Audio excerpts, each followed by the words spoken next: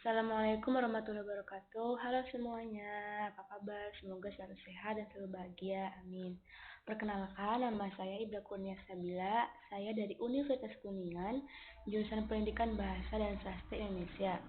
Di sini, saya akan menceritakan atau menjelaskan isi dari novel Ancika karya Pidi Baik dan novel Daun yang Jatuh Tak Pernah Benci Angin karya Terelie untuk memenuhi tugas mata kuliah, yaitu mata kuliah membaca. Jadi langsung saja di sini saya terlebih dahulu akan menjelaskan tentang novel Ancika karya Pidi Baik yang ini. Ancika, Dia Yang Bersamaku tahun 1995. Jadi novel Ancika ini ditulis oleh Pidi Baik, terusan dari novel Milea, Suara dari Dilan. Ini novel keempatnya dan mungkin insya Allah ada filmnya juga. Jadi novel Ancika ini menceritakan tentang Ancika, kehidupan Ancika, pemikirannya, dan tentang Ancika bersama Dilan.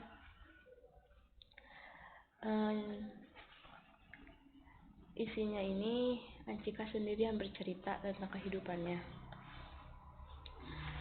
Ini tentang Ancika atau juga disebut Ancika Mehelnisa Rabu, nama panjangnya, dipanggil Ancika, Cika, atau Amer. Ancika ini suka melakukan hal-hal yang selalu dilakukan oleh laki-laki, seperti waktu dia kecil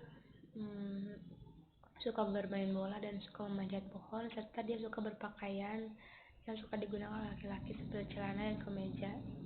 Tapi Ancika di sini tidak pernah mengklaim bahwa dirinya tomboy. Dia masih seorang perempuan yang suka memasak, menyapu, membersihkan rumah, dan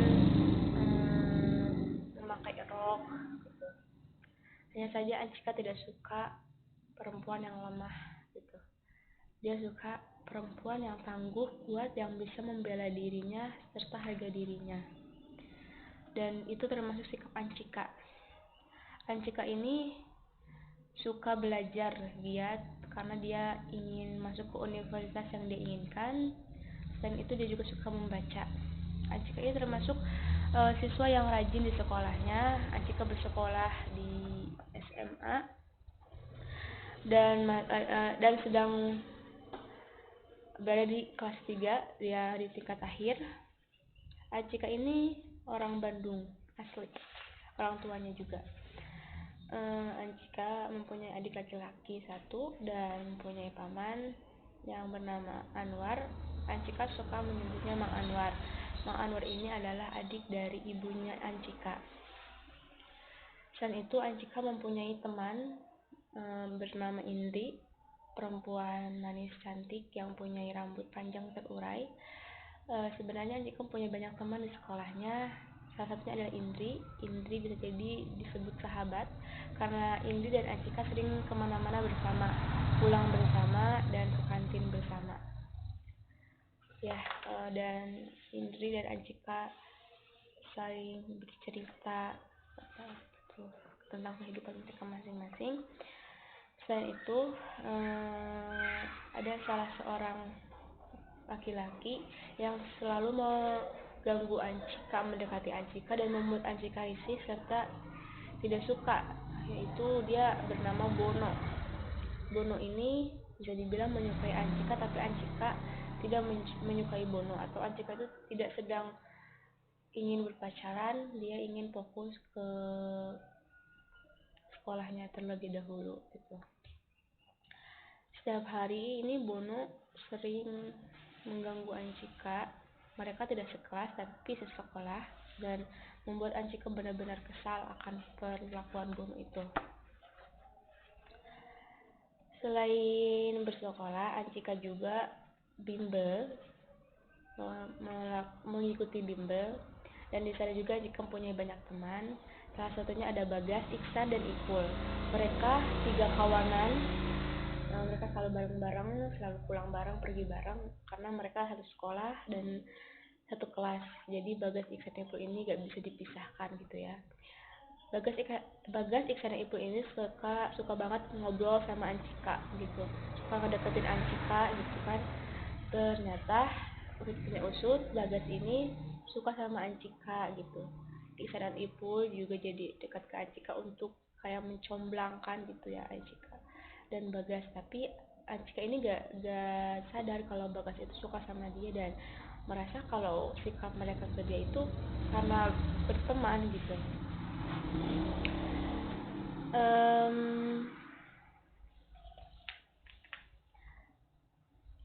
Setelah itu hari-hari berikutnya Ancika ini mau ke rumah abahnya, ke rumah bapak dari ibunya Ancika. Karena abah ulang tahun, jadi Ancika mau ke rumah abah untuk memberikan kado serta doa kepada abah. Tetapi saat itu tiba-tiba Bagas menelpon Ancika untuk mengajak Ancika ke Cikapundung. Ancika karena sudah ada jadwal untuk ke rumah abah, Ancika tetap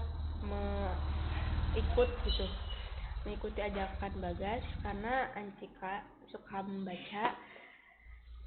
Toko-toko buku di Cikapundung itu mempunyai banyak buku bacaan yang murah tapi bagus. Jadi Ancika tidak menolak ajakan Bagas. Tapi sebelum ke Cikapundung, Ancika ingin ke rumah abah terlebih dahulu.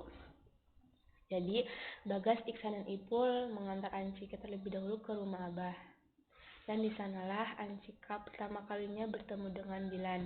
Saat Ancika masuk ke rumah abah untuk memberikan kado dan doa, Bagas, Iksan, dan Ipul berkumpul mengobrol dengan Dilan serta kawan-kawannya. Dilan ini ternyata adalah temannya Mang Anwar waktu SMP. Dan setelah itu, saat selesai, Ancika langsung keluar dan mengajak Bagas, Iksan, dan Ipul untuk pergi ke Cikapundung. Tetapi di sana Dilan seperti ingin menanyakan nama mereka. Dan waktu itu Dilan memanggil Ancika dengan kakak, membuat Ancika merasa kesal dan merasa tidak sopan atas itu karena mungkin ada Dilan bertanya itu seperti bercanda gitu. Jadi kesan pertama Ancika bertemu Dilan itu tidak enak gitu ya, tidak terlalu baik gitu dan membuat Ancika kesal gitu kan. Setelah pulang dari Cikapundung, Ancika bercerita kepada Mang Anwar tentang pertemuan Ancika dengan Dilan di rumah abah, dan Mang Anwar hanya tertawa serta memberitahu bahwa memang Dilan itu orangnya seperti itu gitu, suka bercanda, humoris dan friendly gitu ya. Dan Mang Anwar bilang kalau Dilan itu sekolah di ITB gitu. Terus Ancika merasa kaget karena Dilan ini seperti orang-orang yang berpakaian, dari lihat berpakaiannya saja kayak orang Badung gitu kan. Ancika merasa kaget dan penasaran bagaimana cara Dilan belajar sampai bisa masuk ITB gitu kan. Setelah itu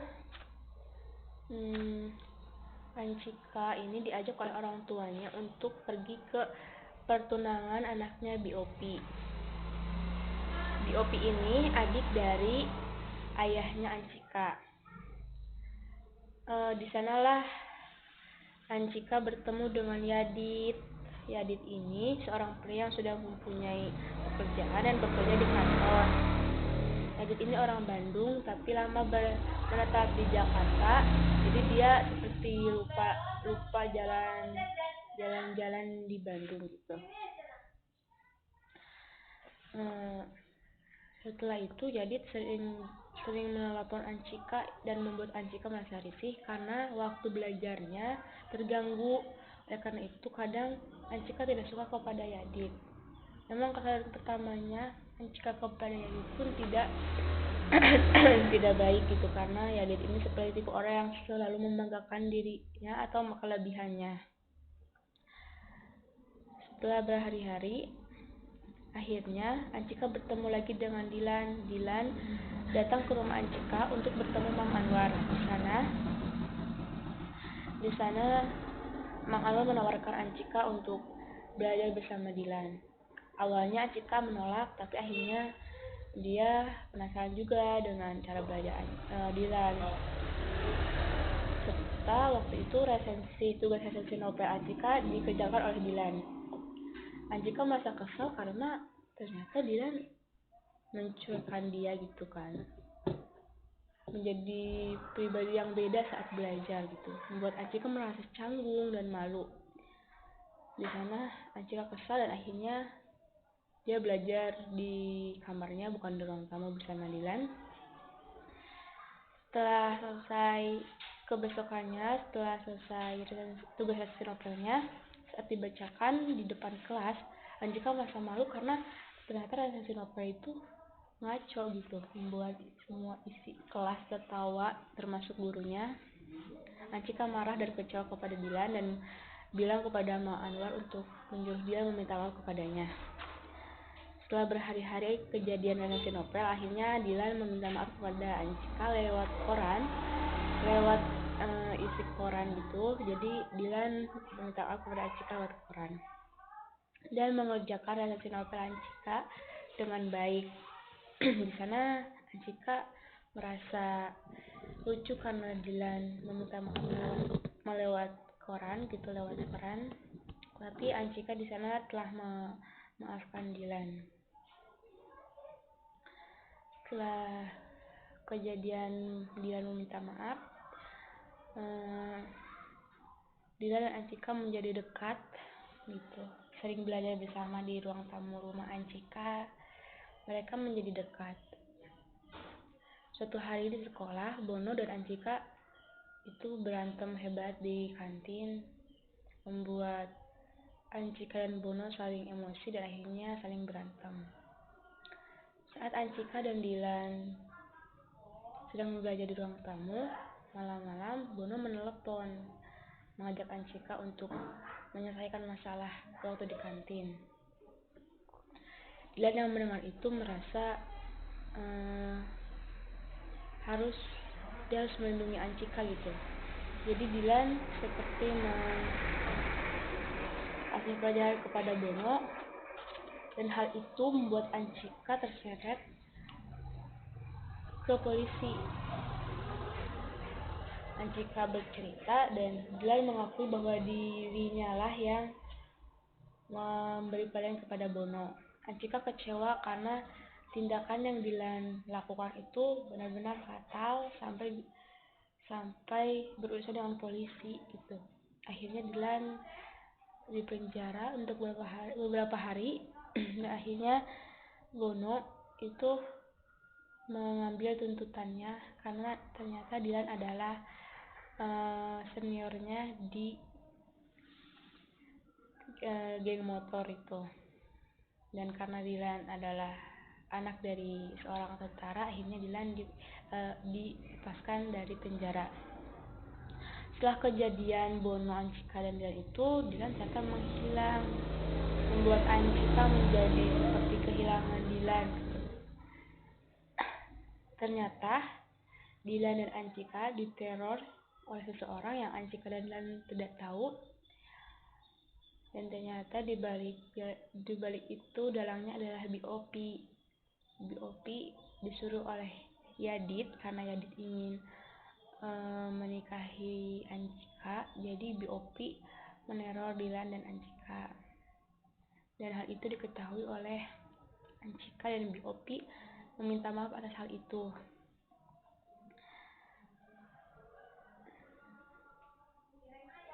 Saat Dilan menghilang itu, Ancika dan Bagas semakin dekat di sana.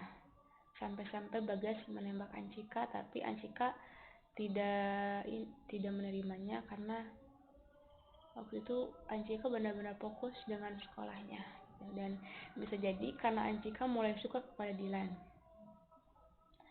Saat tahun 1996, Ancika dan Dilan kembali dekat gitu ya, sering belajar bareng gitu, dan Dilan sering menjemput atau mengantar Anchika ke sekolah. Waktu terus berlalu dan Dilan menembak Anchika, mengajak berpacaran, dan Anchika menerima Dilan.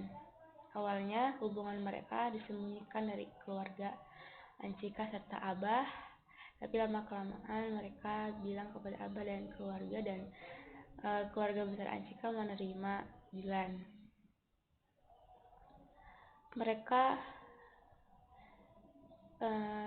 Hubungan mereka baik ya, dan waktu terus berlalu sampai Anchika lulus dari sekolah SMA-nya dan diterima di Unpad. Itu benar-benar suatu kebanggaan dan kebahagiaan bagi Anchika dan kebahagiaan bagi keluarga Anchika. Selama itu juga banyak hal yang terjadi dan banyak hal yang berlalu. Bagas akhirnya mempunyai pacar, Dilan bersama Anchika, Indri bersama Bono, tapi yang menyedihkan, Indri pergi duluan meninggalkan dunia karena kecelakaan tunggal yang Indri alami membuat Indri meninggal dunia. Hal itu membuat Bono dan Anchika sangat-sangat terpukul.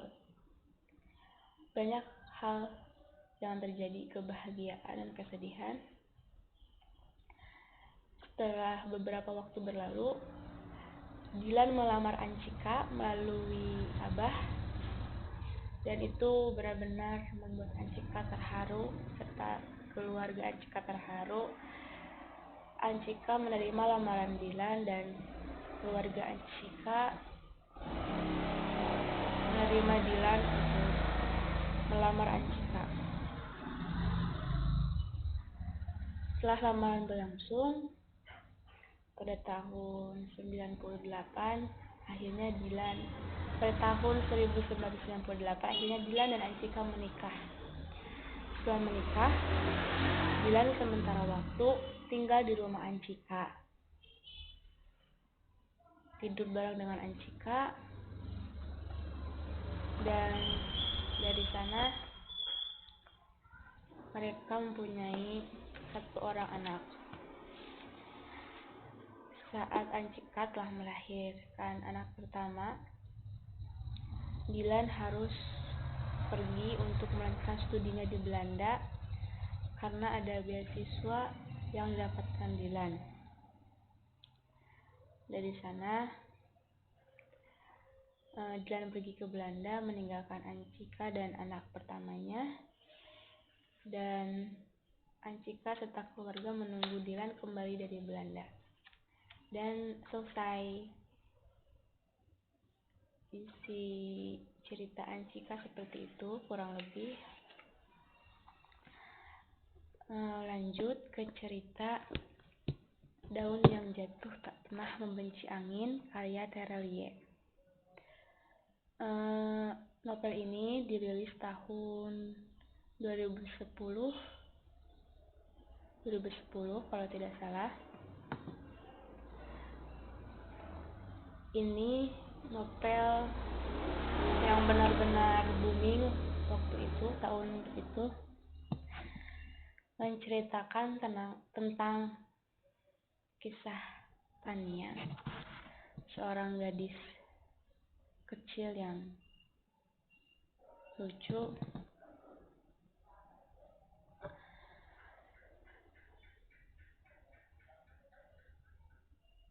Tania dan adiknya yang bernama Dede adalah seorang gelandangan. Ibunya kadang kerja serabutan. Dulu sebelum ayahnya meninggal, mereka masih bisa bersekolah dan punya rumah yang masih cukup walaupun kontrakan. Tapi setelah ayahnya meninggal dan tidak bisa untuk membayar kontrakan, akhirnya mau tidak mau Tania harus putus sekolah. serta Tania dan Dede serta ibunya harus tinggal di rumah kardus. Tania dan Dede waktu itu berumur 11 tahun. Tania berumur 11 tahun dan Dede berumur 6 tahun. Mereka harus ngamen dari bus ke bus untuk mendapatkan uang sedikit untuk ibunya yang sakit dan untuk makan. Tapi suatu hari saat Tania dan Dede keluar dari bus, Tania kakinya tertusuk oleh paku payung. Karena Dede serta Tania tidak memakai alas kaki atau sendal, akhirnya Tania kakinya kena paku payung tersebut, membuat kaki Tania berdarah. Di sana Tania menangis dan Dede khawatir ikut menangis. Orang-orang berlalu lalang tidak peduli kecuali satu orang, yaitu Danar. Danar mengobati kaki Tania yang luka. Tania kecil sangat terharu dan merasa ada malaikat yang menolongnya. Setelah kejadian itu, keesokan harinya Tania dan Dede kembali mengamen dari bus ke bus. Ternyata seseorang yang kemarin menolong Tania datang kembali membawakan Tania dan Dede sebuah sepatu agar Tania dan Dede dapat memakai sepatu tersebut serta tidak luka-luka karena tidak memakai alas. Waktu terus berlalu, Tania dan Dede terus selalu mengamen. Dan suatu hari, Danar pergi ke rumah kardus. Tania, Dede, serta ibu bertemu ibu dan bercerita. Danar ingin memberi biaya untuk sekolah Tania dan Dede. Dari sana, Tania dan Dede bersekolah, tapi mereka sekolah tetap mengamen.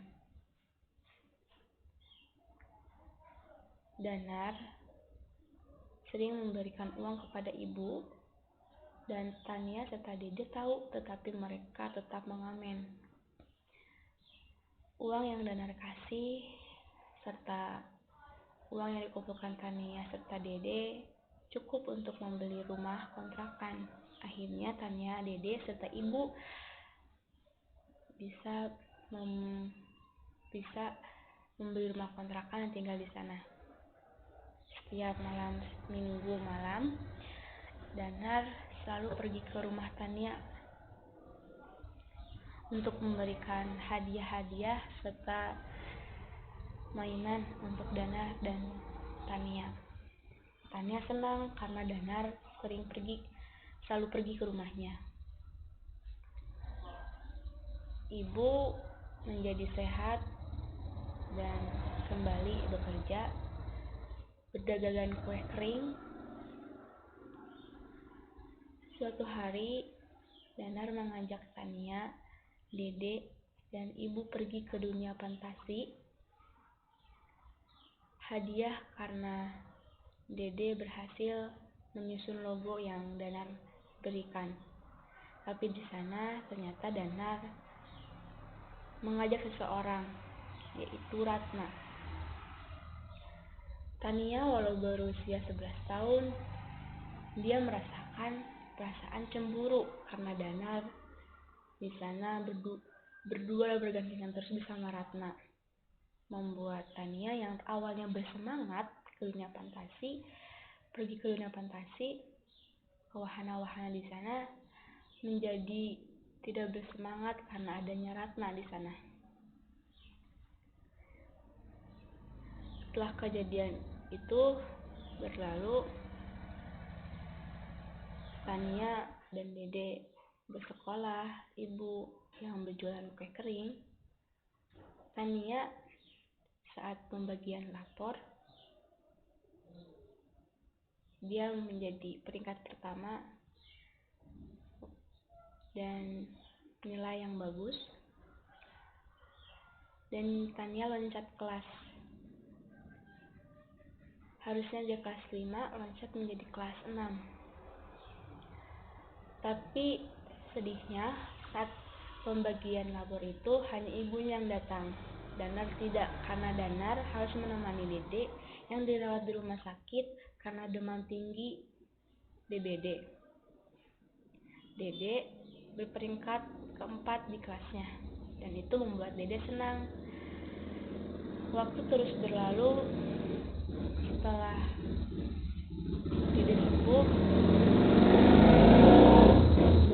ibu Tania sakit, dirawat di rumah sakit dan dinyatakan sakit kanker stadium 4. Tania, Dede, serta Danar terpukul. Setelah didiagnosa kena kanker, ibu meninggal dunia, membuat Tania, Dede, serta Danar kehilangan, apalagi Tania dan Dede. Akhirnya Danar mengajak Tania dan Dede untuk tinggal di rumah Danar. Ternyata Danar suka mengajak anak-anak kecil untuk berkumpul di rumahnya untuk didongengkan. Setelah lulus dari SD,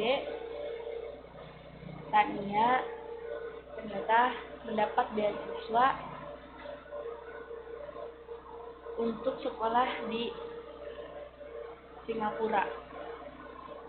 Di sana Tania bersekolah, meninggalkan Dede dan Danar di Indonesia. Dia mempunyai banyak teman, yang masuk salah satunya adalah Adi, orang yang sama warga negara Indonesia. Waktu terus berlalu. Saat ulang tahun Tania yang ke-17 tahun, Danar dan Dede memberi kejutan. Danar dan Dede pergi ke Singapura dan Danar memberikan lampion kepada Tania dengan huruf berismi Alpe. Selain memberikan lampion kepada Tania, Danar memberikan kepada Dede serta ibu, serta dia punya sendiri. Setelah Tania dan Dede serta Danar waktu itu berkunjung kepada Tania pulang ke Indonesia untuk terjun ke lapangan untuk mengisi tugasnya tanpa memberitahu Danar. Setelah pulang ke Indonesia dan kembali ke Singapura, dan waktu terus berlalu, Danar serta Dede serta Karatna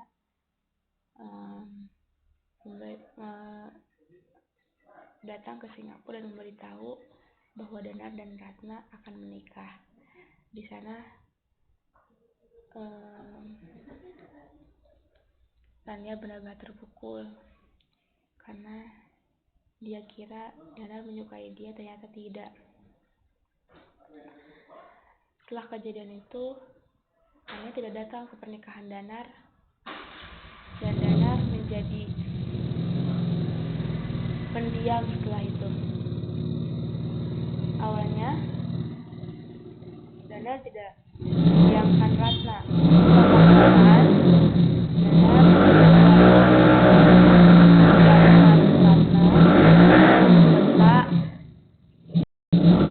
serta selalu pulang larut ke rumah. Ratna bercerita kepada Tania perubahan sikap Danar terhadap dia membuat Tania merasa ada sesuatu. Akhirnya Tania pulang ke Indonesia tanpa memberitahu Danar, dan di sana Dede memberitahu bahwa Danar ternyata seorang penulis, membuat cerita tentang kisah kisah cinta Danar kepada Tania. Akhirnya Dede memberitahu semuanya. Danar pulang malam karena dia sering mengunjungi bekas rumah Tania dan Dede saat rumahnya dulu hanya dibangun oleh kardus. Di sana ada pohon dan Tania pergi ke tempat tersebut, bertemu dengan Danar dan memberitahu bahwa Ratna sedang hamil anak Danar dan sedang hamil 4 bulan.